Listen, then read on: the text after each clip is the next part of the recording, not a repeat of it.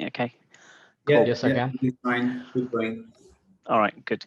So yeah, I think today his main topic was trying to talk about. Actually, I've had a few more people join in. So I'm Nitin Agarwal. Most of you possibly already know me, but I am living in Harrow, and I've been an IT contractor for most part of my career. Recently started my own venture, and I'm the CEO and founder for Property Deals Insight. Today's session is mainly about the SEIS and EIS tax relief, and also we'll talk about a funding opportunity, but mainly wanted to share on what kind of tax reliefs are available for all UK taxpayers. So what tax reliefs are available? The main one we're talking about here, what HMRC provides. So HMRC provides tax breaks in order to stimulate and support entrepreneurs throughout the UK, where the government has two main schemes where if you're a UK taxpayer and invest in qualifying businesses which are especially early stage or growth stage companies, then they give you pretty good tax reliefs. These are called Enterprise Investment Schemes, EIS, and Seed Enterprise Investment Schemes, and government initiatives offering some really good tax breaks. And I'm going to show a little bit more detail about that. I don't know how many of you possibly already know about this, but I thought maybe it would be worth going through it, and I'm happy for people to share their knowledge as well as we go along. Okay, so what's the main difference between SEIS and EIS? I mean, as they're very similar in terms of the two main differences between these two is EIS is designed to encourage investment in qualifying early stage growth focused companies. So where their business has been still early stage, but they are now no longer at the very early or a seed stage of their journey. And similarly, as the name suggests for SEIS, it's aiming to encourage investment in qualifying new seed stage companies.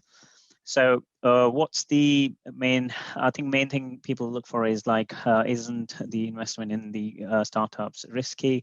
Yes, it is. A lot of startups don't make it.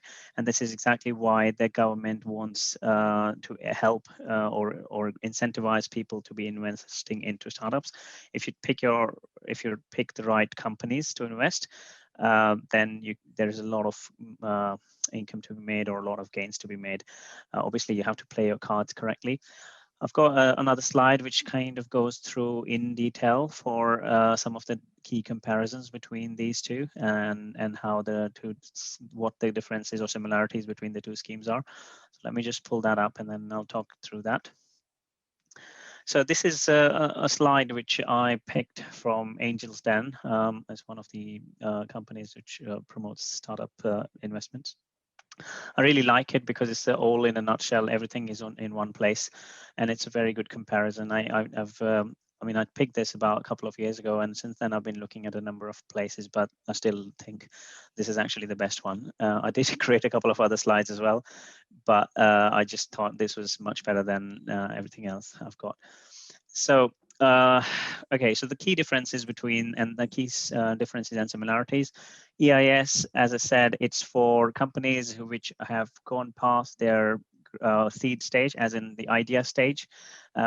They obviously are companies where, I mean, a lot of companies, okay, the way it works and the way I look at it is people, a lot of people would think about startups and a lot of people start startups, and then people say startups fail or 90% of the startups fail. I personally say that one of the big reasons for that is you can open a UK company in £13, right? Or 13 or whatever the latest going rate is for incorporating a company, which is where a lot of people having a couple of pints will say, let's just start this company and we'll change the world. And then a couple of days later, they just realize, forget it, let's not do it. So which is where the biggest thing is a lot of startups fail at a very early stage. And that's essentially one of the big things. And so accordingly, the government also thinks when you are very early stage, as in you are at a seed stage, government wants to incentivize you a lot more, which is why the SEIS income tax relief, which government pays you or gives you, is 50%. So every pound you pay or invest in a startup, you actually only are investing 50p out of that, because 50% of it is either you can claim it as tax relief, or you can claim tax back if you've actually overpaid your tax. And as the company goes past the initial phases from the seed into a growth stage, so obviously the risk grows lower, which is where the EIS kicks in.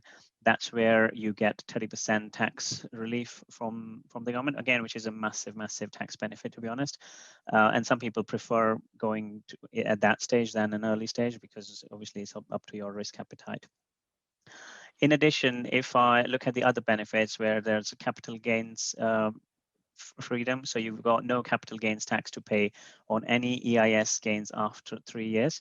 So in general, they say like there's no lock-in when you invest in a startup, but if you want to be taking the benefit of these government incentives, then there is a 3-year period for which you have to hold. Anyways, most companies do take that much time before you actually are able to claim your or returns, etc. So that's generally not a very long time in that regards.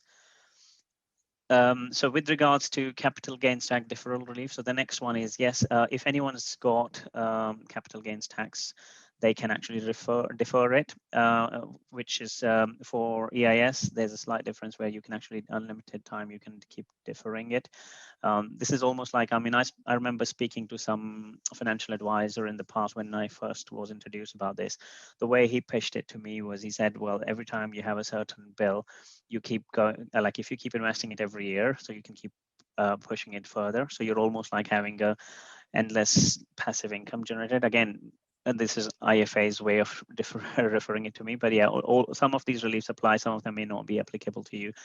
But you also get the CGT reinvestment relief with your SEIS, where you can actually, if you have a tax bill or existing capital gains tax bill, that could be from anywhere, you can actually also claim an additional relief from that. So that means your risk is even less.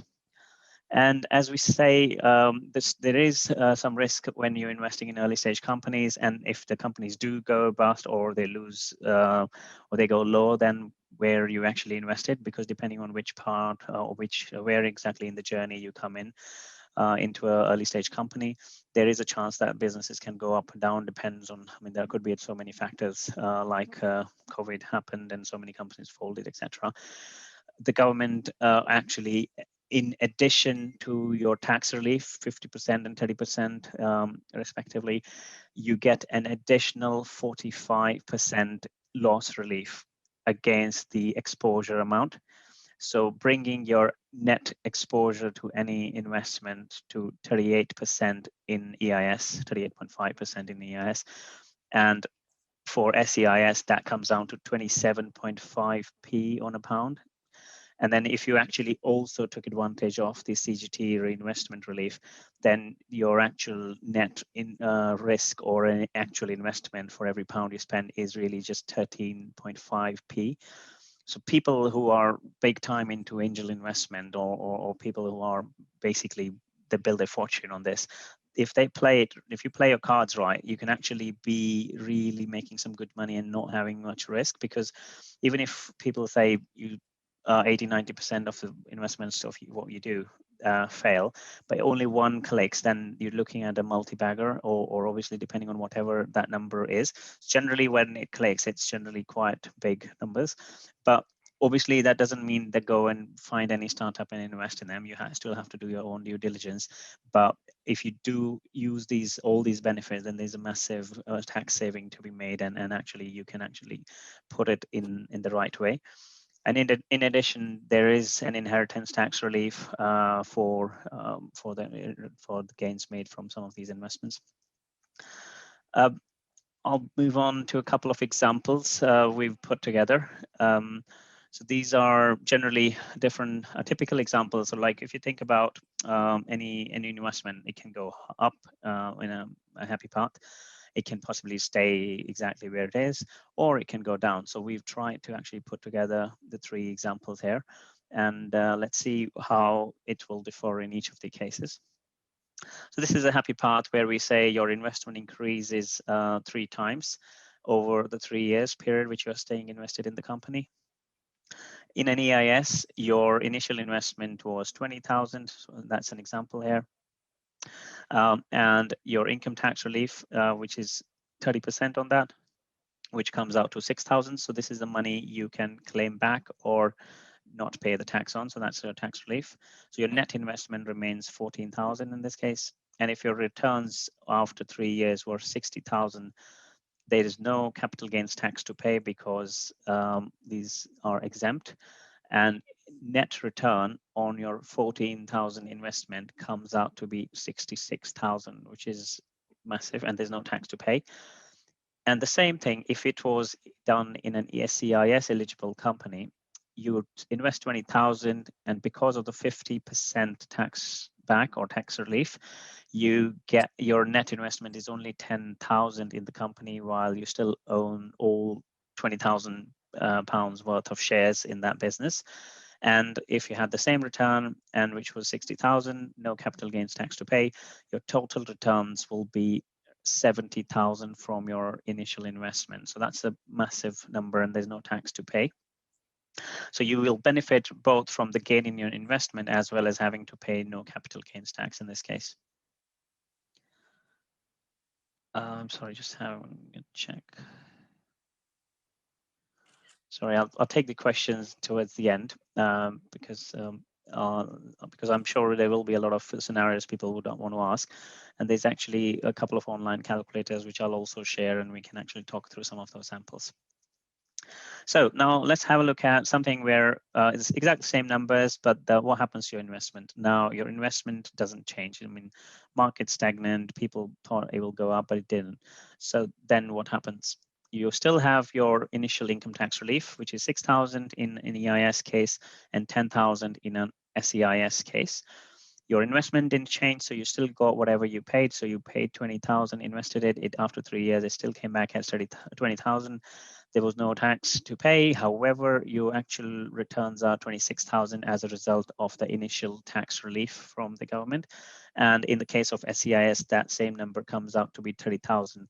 So although the company did not make any profit, but you still actually invested in a business, and it gave you 6,000 or 10,000 gain from the income tax reliefs in your investment. And I personally actually, when I first started my SEIS EIS journey, that's where I found some companies where there are some funds run. I don't know, I mean, whether basically they call themselves more like the stable funds, where they have a repeatable kind of a model, and they say you actually get returns of something like 0.95 to 105, 105% of that. So essentially, basically, either you lose 5,000 on 100,000 investment, or gain 5,000. So it will almost be the design to stay stable. And the way the companies work is they try and do things which are not too fancy, but they're more like a repeatable model where they can sell the company at the same sort of level, but you benefit from the 30% or 50%. I think the ones I came across was always EIS. I personally never managed to find a good SEIS investment, because by the time you find out about a company which has investments, or you come across one, it's already too late. So there are certain limits when a company can, when you can invest in an SEIS business, which I'll tell you in a second. So let's take the third example, which is what happens when your investment fails. And let's take the worst case scenario now. What happens when your investment fails completely? So basically, companies go bust. You initially invested 20,000, and the company's folded. There's no money left in the company. Their investment completely becomes zero. I mean, not always that would happen, but let's say if it did happen. So what happened? How much money do you lose? Normally, you invest 20,000. The company fails. That you lost your 20,000. However, with EIS and the tax relief plus the additional loss relief which the government pays, you actually have a net investment of 14,000, as we noticed in terms of earlier, 6,000 back as a tax relief. But then if the investment now fails, the loss relief is applicable at a rate of 45% of your exposure, which is the money which was in in the company, which is the 14,000. On the remaining 14,000, which was your total exposure, the government gives you an additional 45% against loss relief, so which comes out to be around 6,300. And that means your total returns just in tax savings and loss relief come out to be 12,300 in EIS, which is quite phenomenal, because even if the company folded, you invested in a business after all your due diligence. If they did fail, you still would have saved this much money. So the actual risk, it comes out to be just under 40%. And the same thing if you were to invest in an SEIS, because of the additional tax relief, your net after the 50% tax relief and the 45% tax saving on the exposure amount is 14,500. So that means instead of losing the total amount of 20,000, your EIS and SEIS tax relief means you're actually only losing 7,700 or 5,500 due to both the tax relief and the loss relief. Again, obviously, it's still a loss, but if you're doing it the right way, you're obviously not exposing yourself completely. And all these tax reliefs are actually, there's an option to carry them back and stuff. So effectively, the way this works is you can, how can you claim it? And again, I'm going to come to some of those questions towards the end. So what this applies is all these tax benefits, you can either apply to the previous year, so something which was the last financial year, or the current financial year. So, I mean, I sometimes, every time I've invested, I will always go back, which means I paid a tax bill, let's say, hypothetically, I paid a tax bill of 30,000 last year, which was done and dusted. I was thinking, oh, I couldn't actually find the right way to save my tax. I was a contractor and had to withdraw dividends, etc., etc. But ultimately, at the end of the day, by the time we are doing the returns, it's already too late, because by the time we start looking at our tax bills, the actual financial year had passed long ago. And if you're like me, then the chances are there's not much you can do.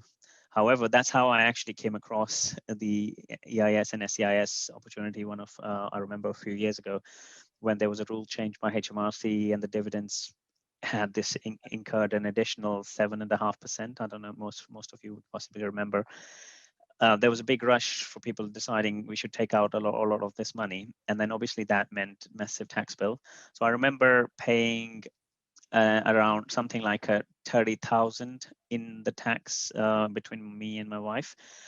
But we basically at that time started making EIS investments, and because of the EIS investments, we actually managed to claw back around 25,000 in the same year. So both of us, between me and my wife, we actually got 12.5 grand each. So that meant I was able to withdraw all this cash, which would have otherwise been stuck in the company, in my limited company. It came to my personal account. Then I invested in a fund, which at that moment I had to pay. Initially, I had to pay tax, but then after a few months, when I filled my paperwork, I was able to withdraw or claim that back from HMRC. I got an online check I got an online. Now they've changed it. I think now they straight away send it to your account, but at that time they used to send a check. So I got a check which was submitted, and we got 25,000, which was the best thing ever I basically came across, especially in the UK. I remember when I was back home in India, there used to be all these LICs and all that stuff which you used to be able to do, but I don't think much of that exists in the UK. But this is possibly the only things which I've come close to where they do allow you to actually invest in UK businesses, which means that you're able to save some of this tax. And it depends on everyone's conditions, could be different. I mean, I have personally, the way my journey started, I started doing it with because I didn't know much about this. So I was just introduced by somebody. They said, oh, go and find something. When you Google it, the biggest people who pay the most marketing fees, etc., they come on top. You go with the VCs and funds, etc., and then basically make some investments, and then hopefully they will come across fine. As I went through more and more, I realized there were things like Crowdcube, Seeders, and some of these crowdfunding websites where I started doing my own due diligence, started looking at some of the paperwork which they've shared, and then invested in small chunks in some of these companies. And then as I became more and more aware of this process, and I would kind of be speaking to some of the other businesses. I had made direct investments with several businesses, which I have in my portfolio, where I know the owners, etc. But that happens very far a few. So essentially, my best investments, if I think, and again, this won't be the same for everyone, whether it's a chance or whatever. But I personally felt the best performing ones were the ones when I actually knew somebody. I could see who the business actually was, rather than relying on an online video or a pitch deck, which somebody paid a marketing company to knock together, and you never know who actually the people are. So that's generally, I mean, it's my personal preference, where I only invest in businesses I understand and I can actually relate to. But at the same time, if you don't actually if you're a bad judge or whatever, but then you need to make sure you do your own due diligence. But then if you want to be going with some fund managers, etc., then that's also an option. But obviously, if you think about it, the way it works is, if you're doing direct investments, you're getting the most benefit. If you add more and more layers or the middlemen, then ultimately everyone's eating up into that share of the cake, which means you're actually getting less. So although the company might be making plenty of profits or they grow, but what actually gets transferred to the end customer is quite a reduced amount. So it's not one of those things where I'll say sell your house and start investing into startups or anything. But this is obviously something surely where you want to be, if you do it right, and if you start using all the tax breaks, then there's a definite where you want to spare some quid and invest in some of those businesses. That's kind of generally what I would talk about. Okay, I think that's primarily what I wanted to show in this case. From here on, I just wanted to also, like I said in the start of the meeting, what I wanted to do was I wanted to share some basic rules, or make people understand what some of this is, but also wanted to share it from both sides, because I've been somebody who's actually been investing in various funds, various crowdfunding websites, then direct investments, etc. And then more recently, a year or so ago, we started Property Deals Insight. And then actually we ended up ourselves going on to a startup journey